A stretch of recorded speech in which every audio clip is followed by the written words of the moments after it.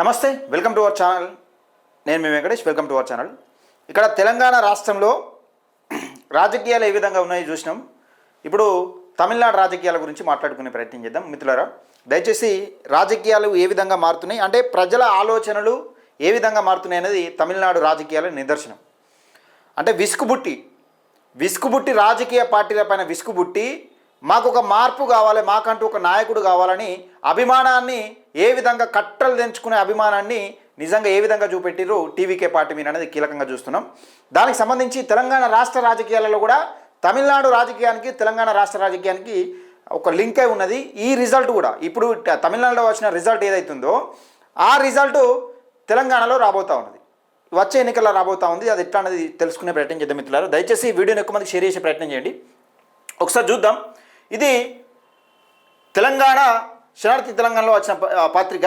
ఇది TVK party 107 స్థానాలు 234 స్థానాలకు 107 స్థానాలు గెలిచింది. DMK party 60, ADMK party Anna DMK party 47, Congress 5 గెలిచింది, పిఎంకే 4 గెలిచింది, సిపిఐ 2 గెలిచింది.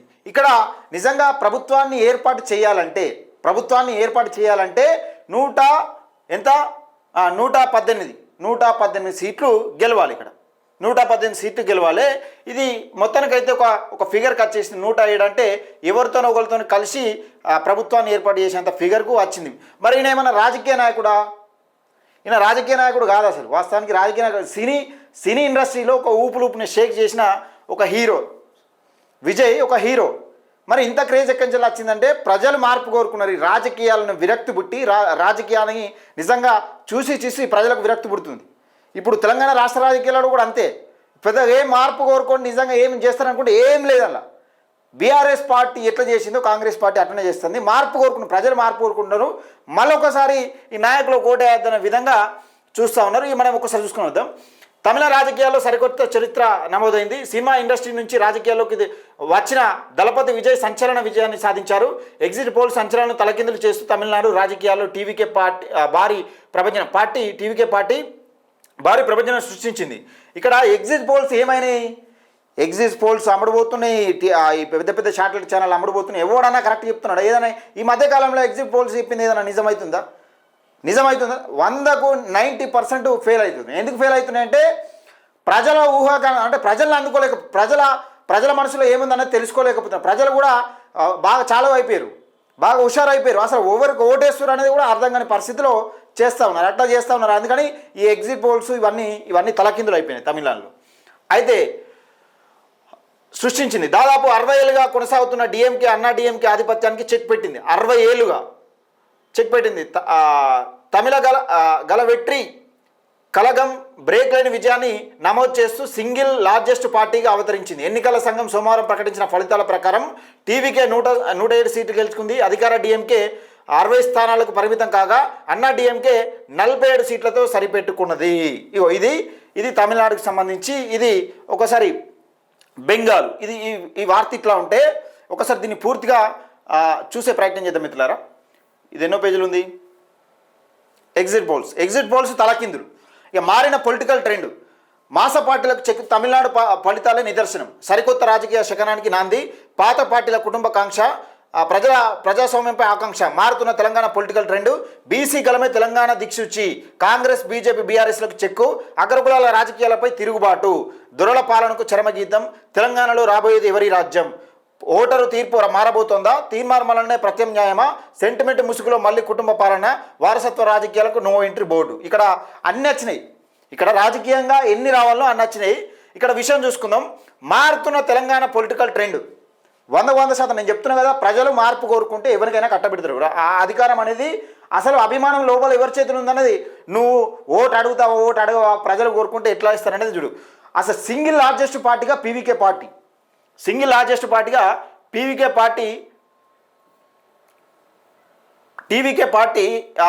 అవతరించిందంటే ఒకసారి చూడండి. టీవీకే పార్టీ అయితే రాజకీయాలపై తిరుగుబాటు. దొరల పాలనకు చరమగీతం. తెలంగాణలో రాబోయేది ఎవరి రాజ్యం?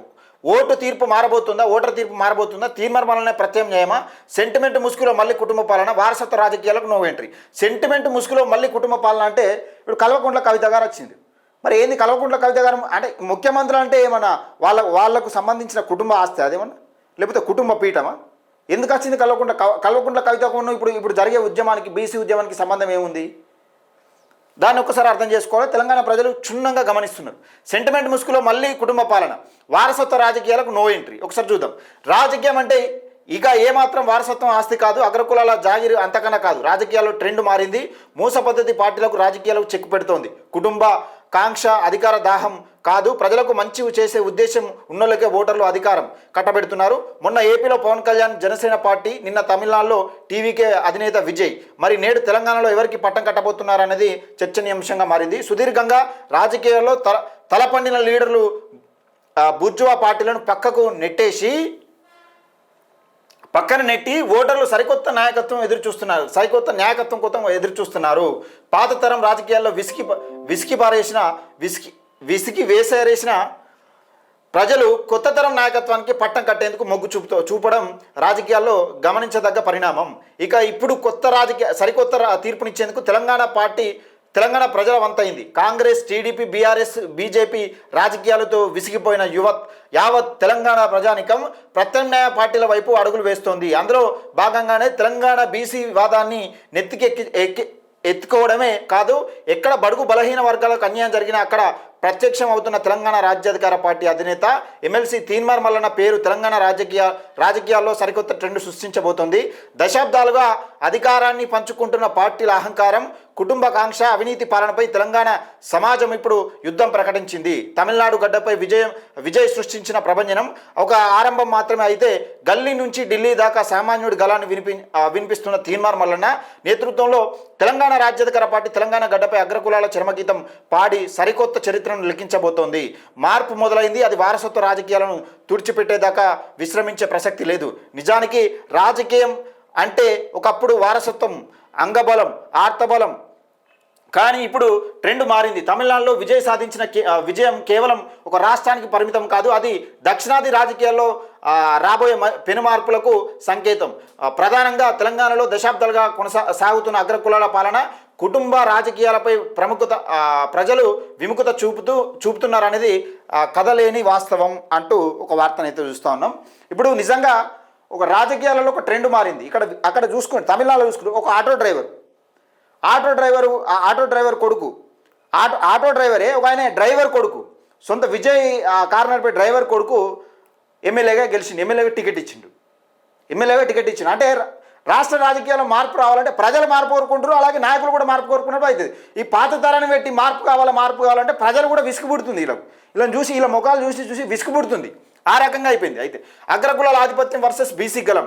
తెలంగాణ ఏర్పడిన తర్వాత కూడా అధికారం కేవలం వెల్మారెడ్డి సామాజిక వర్గానికి మధ్యలో ఊగిసలాడుతుందని కాంగ్రెస్, టీడీపీ, ఆపై బీఆర్ఎస్ పార్టీలు పాలించే ముఖాలు మాత్రం అగ్రకులాలవే అన్న అసంతృప్తి క్షేత్రస్థాయిలో బలంగా ఉంది. గత పాలనపై విరక్తితో ప్రజలు కాంగ్రెస్కు అవకాశం ఇచ్చారు. రేవంత్ రెడ్డి పాలన కూడా పాత పద్ధతుల్లోనే సాగుతుందన్న విమర్శలు వస్తున్నాయి. జాతీయ పార్టీగా ఉన్నప్పటికీ తెలంగాణలో ఆ పార్టీ అగ్రకులాల గుప్పిట్లో ఉందన్న భావన ప్రజల్లో ఉంది. ఇది పార్టీకి క్షేత్రస్థాయిలో విస్తరించడానికి ప్రధాన అడ్డంకిగా మారింది. బీఆర్ఎస్ 10 ఏళ్ల పాలనలో జరిగిన అవినీతి, భూకబ్జాలు, కుటుంబ ఆధిపత్యాన్ని ప్రజలు ఇంకా మర్చిపోలేదు. ఇప్పుడు బీఆర్ఎస్ పేరుతో మళ్ళీ ప్రజల్లోకి రావాలని చూస్తున్న కవిత ప్రయత్నాలను ప్రజలు మళ్ళీ శంకిస్తున్నారు. గతంలో తెలంగాణ సెంటిమెంట్ అడ్డం పెట్టుకొని చేసిన రాజకీయాలను ఓటర్లు విశ్లేషించుకుంటున్నారు. వారసత్వ రాజకీయాన్ని పక్కన పెట్టి కొత్త నాయకత్వానికి కోరుకుంటున్న తరుణంలో ఈ రీఎంట్రీ బ్రాండింగ్ ఎంతవరకు ఫలిస్తుందన్నది ప్రశ్నార్థకమే. ఇక్కడ చూడొచ్చు మనం. ఇక్కడ క్లియర్గా చూస్తే తెలంగాణ ఏర్పడ్డ తర్వాత కల్వకుంట్ల కవితను చూసుకుందాం. ఎగ్జాంపుల్ కల్వకుంట్ల కవితను తీసుకుందాం. కల్వకుంట్ల కవిత 9.5 సంవత్సరాలు పరిపాలించినప్పుడు ఆమె ఎమ్మెల్సీగా కొనసాగింది. అక్కడ ఎంపీగా ఓడిపోతే ఎమ్మెల్సీ ఇచ్చింది, ఎమ్మెల్సీగా కొనసాగింది. ఏ నోరు మెదపకుండా తెలంగాణ రాష్ట్రం రాకముందు నాకు సొంత ఇల్లు కూడా గతి లేదని చెప్పుకున్న కల్వకుంట్ల కవిత ఈరోజు ఒక పార్టీ పెట్టి విచ్చలవిడిగా డబ్బు పంచేంత స్థాయికి ఎదిగిందంటే ఎవరు సొమ్మదంతా? అధికార పార్టీలో ఉండి సంపాదించిన సొమ్ము అంతా ఎవరి సొమ్ము? మన సొమ్ము కాదా? వీళ్ళు మళ్ళీ మార్పు కోసం ఈ బీఆర్ఎస్ పార్టీ ఇక్కడ వేసిందని అక్కడికి ఏంది, అటు ఏది పంజాబ్ ఏంది, ఇటు పోతే ఆంధ్రప్రదేశ్ ఏందంటే ఎవరున్నారు అప్పుడు? ఆ కాలంలో నువ్వు అప్పుడు ఎందుకు గొంతెత్తలే? అప్పుడు లేదా తెలివి? మరి అప్పుడు ఎందుకు గొంతెత్తలే? నువ్వు అప్పుడు ఎందుకు చెప్పలే? అన్యాయం జరుగుతుందని ఎందుకు చెప్పలేకపోయావు? అది జరుగుతూ ఉన్నది. అయితే వీళ్ళు కొత్త ట్రెండ్ అంటూ కొత్త పార్టీతో వచ్చినంత మాత్రాన ప్రజలు నిజంగా ఆలోచిస్తున్నారు. ప్రజలు ఏందో పిచ్చోళ్ళేం కాదు.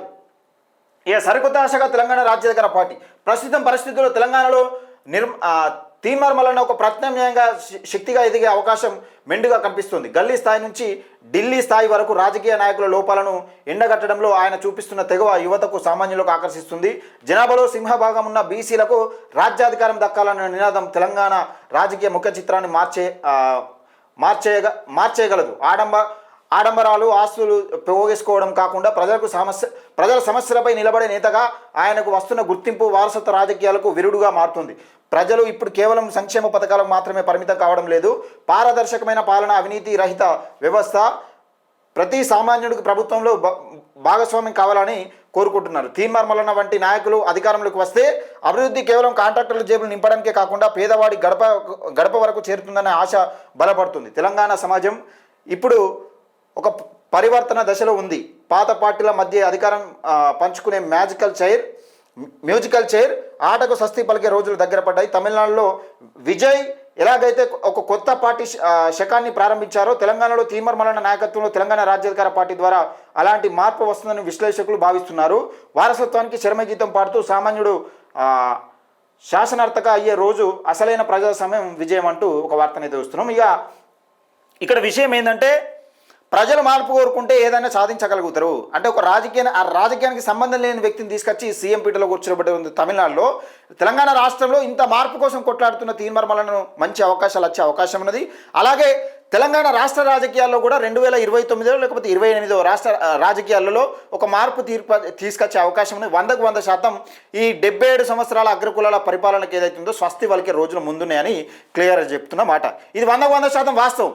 ప్రజలు మార్పు కోరుకుంటున్నారు. ఎప్పుడైతే కేసీఆర్ మీద విరక్తితో రేవంత్ రెడ్డి కేసిండో, రేవంత్ రెడ్డి కూడా అదే పరిపాలన అదే సాగుతూ ఉన్నది. ఆ సాగుతున్న నేపథ్యంలో ప్రజలు విసుగుపుతూ ఉన్నాయి. ఏం లేదు, పరిపాలన కొత్తగా చేస్తాను బాగా ఎక్స్పెక్ట్ చేశారు. రేవంత్ రెడ్డి దగ్గర నుంచి ఎక్స్పెక్ట్ చేసిన నేపథ్యంలో ఆ ఎక్స్పెక్ట్ చేసినంత లేదాడా. ఏమనంటే ఈయన నా జేబులు ఖాళీ అయిపోయినాయి, నా లుంగీలు ఖాళీ అయిపోయినాయి, నా జేబులు ఖాళీ అయిపోయినాయి, మొత్తం నా జేబులలో ఏం లేవు, ఏం చేస్తారు నన్ను అన్నట్టే అనే విధంగా మొండికి తెగించినోడు చెప్పినట్టు అప్లోడ్ అయినట్టు నా దగ్గర పైసలు లేవు, అప్పులు బాగా అయిపోయినా నాకు లేవు, ఇచ్చినప్పుడు తీసుకోరని అనే విధంగా మాట్లాడే మాటలు అనేది ప్రజలు యాక్సెప్ట్ చేస్తలేరు. తెలంగాణ రాష్ట్ర రాజకీయాలలో కూడా 2028 లేదా 29లో ఒక మార్పు రాబోతూ ఉంది 100కు 100%.